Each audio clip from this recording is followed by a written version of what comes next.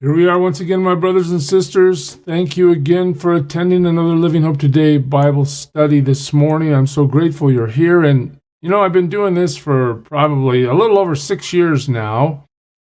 And there's been very few times when a chapter has actually terrified me. But if you read Deuteronomy 28, which we will this morning, God willing, you will either be blessed beyond measure or you will be absolutely terrified. It's a long chapter. We're going to go fast. If you want to catch it more fully, I invite you to read it slowly on your own, but just understand, this is so serious. The theme of obey me and be blessed or disobey me and be cursed has never been brought out more fully than it is in Deuteronomy 28. Let me show you what I mean. You get to verse 1, and we start with the blessing. Hey, if you obey the Lord your God and carefully follow all his commands I give you today, the Lord your God will set you high above all the nations of the earth. Okay, so what do you need to do? Fully obey. And what happens? The Lord your God's going to set you high above all nations on the earth. Now that is a blessing. All these blessings will come upon you and accompany you, what? If you obey the Lord your God. There it is, the theme we've been seeing throughout the whole book.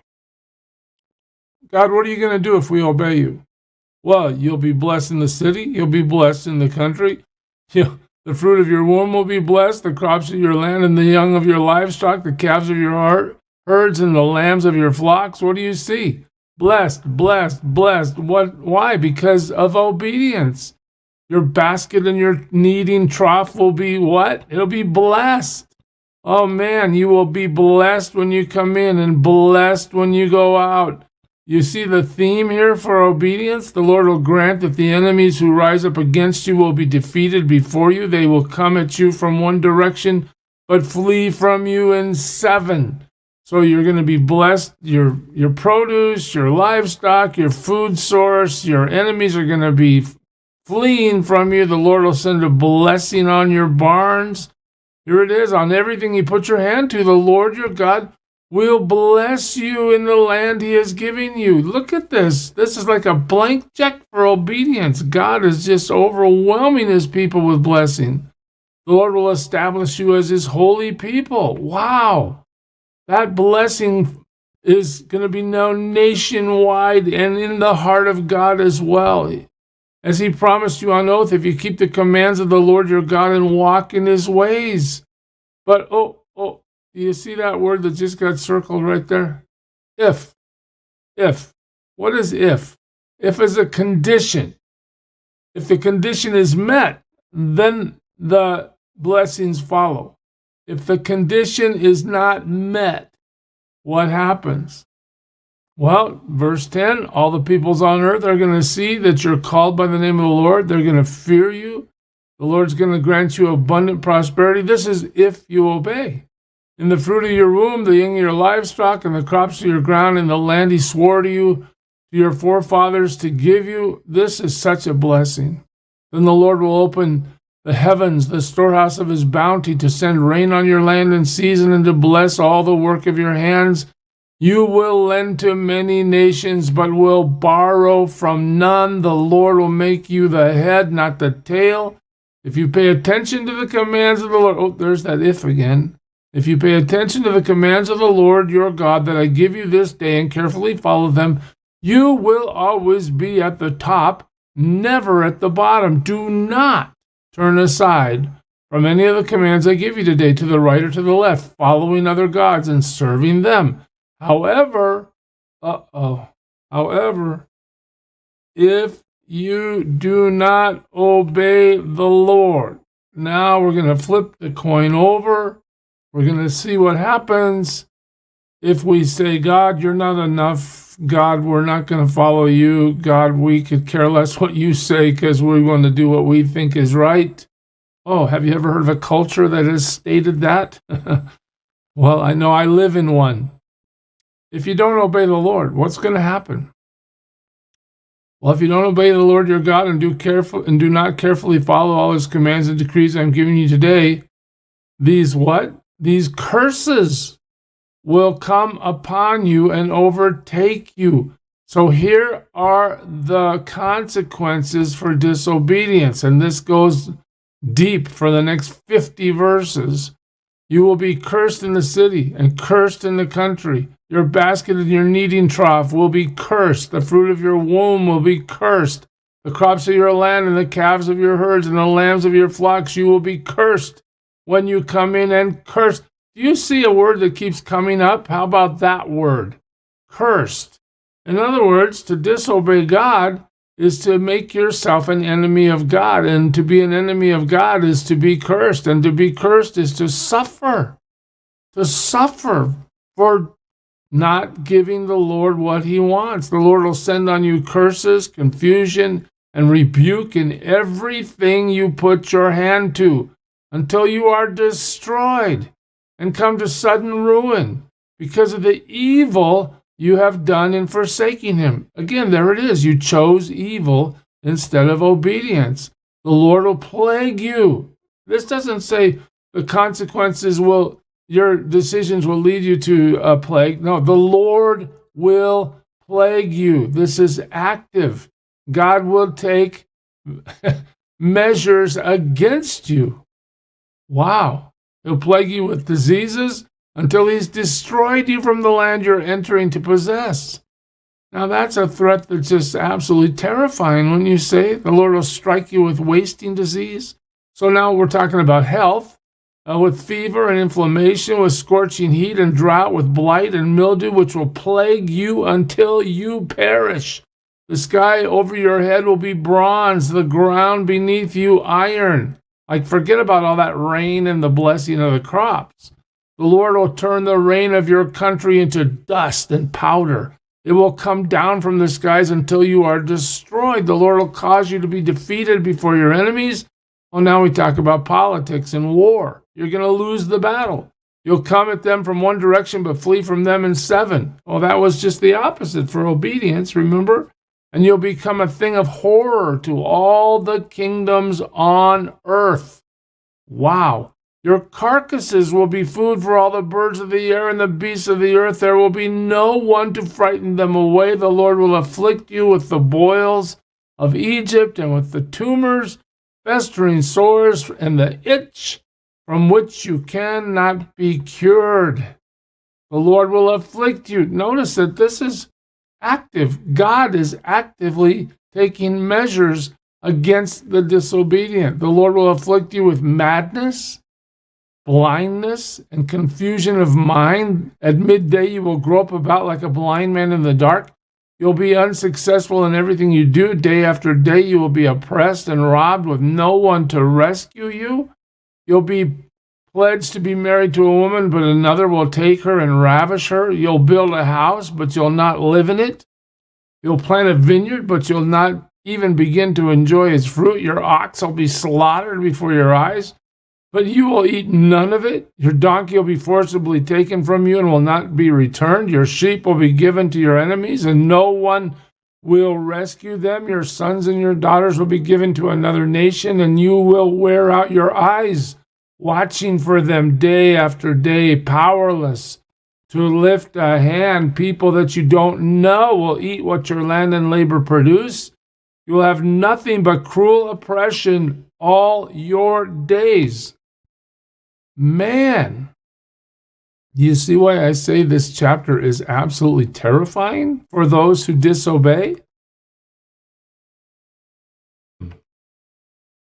The sights you see will drive you mad. In other words, mental illness is going to be part of your life.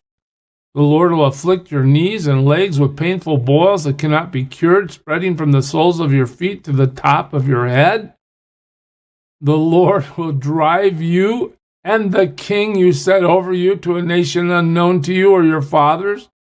There you will worship other gods, gods of wood and stone. Just take the history of Israel as a nation and apply this chapter. Think of the suffering that's been endured as a faithful fulfillment of what is being said in this chapter. You'll become a thing of horror, and an object of scorn and ridicule to all the nations where the Lord will drive you. That sounds like exile to me. You will sow much seed in the field, but you will harvest little because the locusts will devour it. You'll plant vineyards and cultivate them, but you'll not drink the wine or gather the grapes because worms will eat them. You will have olive trees throughout your country, but you will not use the oil because the olives are going to drop off. You will have sons and daughters, but you'll not keep them because they will go into captivity. Swarms of locusts will take over all your trees and the crops of your land. The alien who lives among you will rise above you higher and higher, but you will sink lower and lower. He will lend to you, but you will not lend to him. He will be the head, but you will be the tail. All these curses will come upon you. They will pursue you and overtake you until you are destroyed because you did not obey the Lord your God and observe the commands and decrees he gave you. They will be a sign and a wonder to you and your descendants forever. I'm getting tired, and guess what? We still have 22 verses to go. God is so clearly saying to his people, I am willing to bless you beyond measure.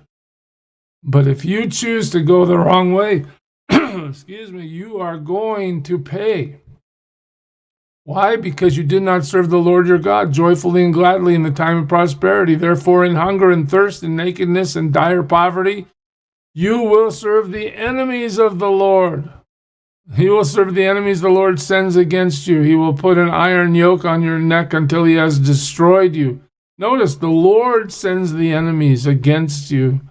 Wow, the Lord will bring a nation against you from far away, from the ends of the earth, like an eagle swooping down, a nation whose language you will not understand, a fierce-looking nation without respect for the old or pity for the young.